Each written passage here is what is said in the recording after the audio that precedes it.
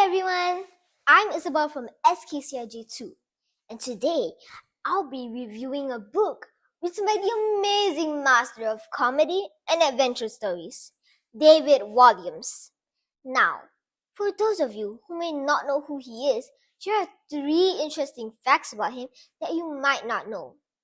Firstly, he's the biggest selling children's author with 55 million copies sold worldwide. Secondly, you can find all 32 of his books in 55 different languages. And thirdly, he has written junior fiction, short stories, and picture books, all guaranteed to make you laugh out loud. Speaking of funny, today I'll be reviewing the hilarious Gangsta Granny Strikes Again, written by the great man himself.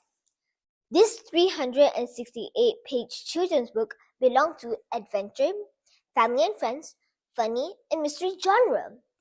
It's a sequel published in 2021, exactly 10 years after the first book, Gangsta Granny, was published. Now, you're probably wondering, why did David Walliams write about a granny? Well, I found out that David, who was born in the early 70s, was very close to both his grandmas. So, he decided to write a book in honor of them called Gangsta Granny, because he thought that it would be a good idea. And you know what? Gangsta Granny was and still is his biggest selling book.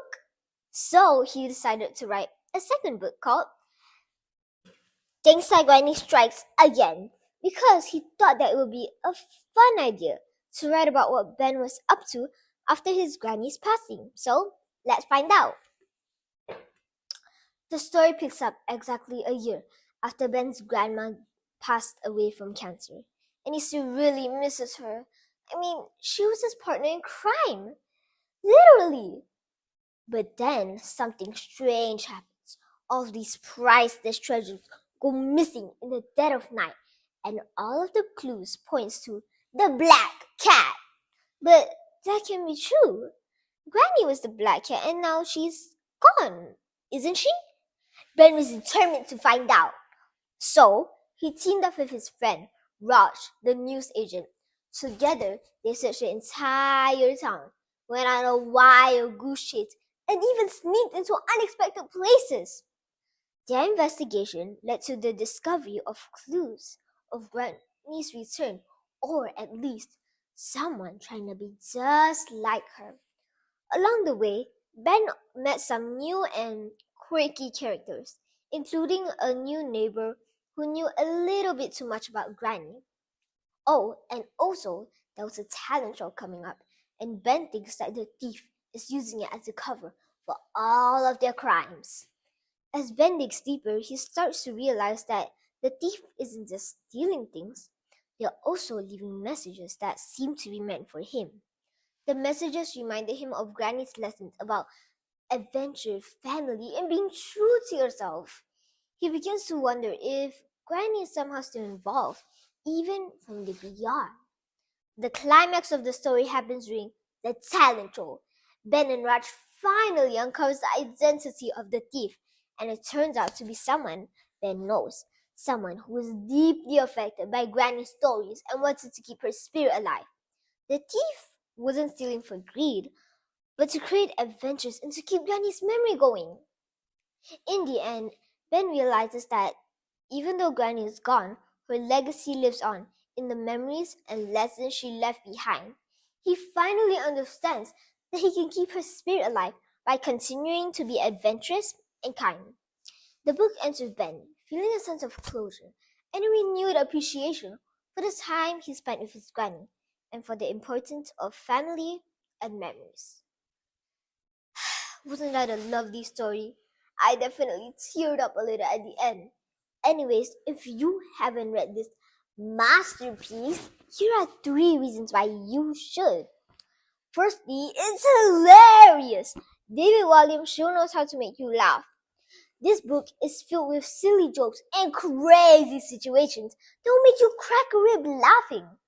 Plus, you'll be able to learn lots of new words. So, it can help expand your vocabulary exponentially while having a great time. For example, I learned the word conspiracy. Do you know what it means? Well, it means a secret plan by a group of people to do something unlawful or harmful. And you know what? This book is one huge conspiracy. Secondly, the main character, Ben, was such a sweet guy. He had a really special relationship with his granny, and that made the story so heartwarming. One of the most touching parts was when he realized that even though his granny was gone, she was a part of him. It was like she was still guiding him even after she was gone.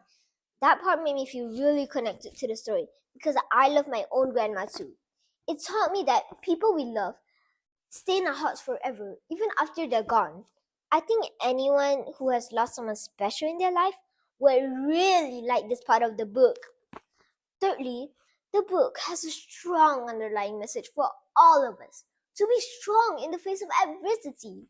In this book, Ben is struggling with the passing of his granny, and he finds out how to keep going without giving up, without forgetting her. He had to solve a mystery. Even though there were times where he felt sad and unsure, he didn't give up.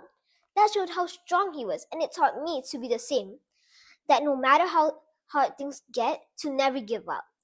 I mean, school can get hard, but we need to learn to bounce back from our problems and achieve our goal, just like how Ben did in the story.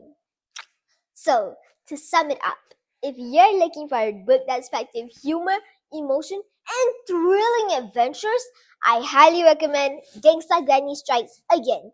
David Williams has a way that makes reading both fun and effortless. And you know what?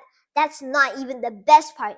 The greatest news is that you can experience all of this for less than 30 ringgit. That's a small price to pay for knowledge and entertainment. Don't you agree? I guarantee you won't regret it. That's all from me. I hope this review helped you pick up a good book. Trust me, you won't regret it.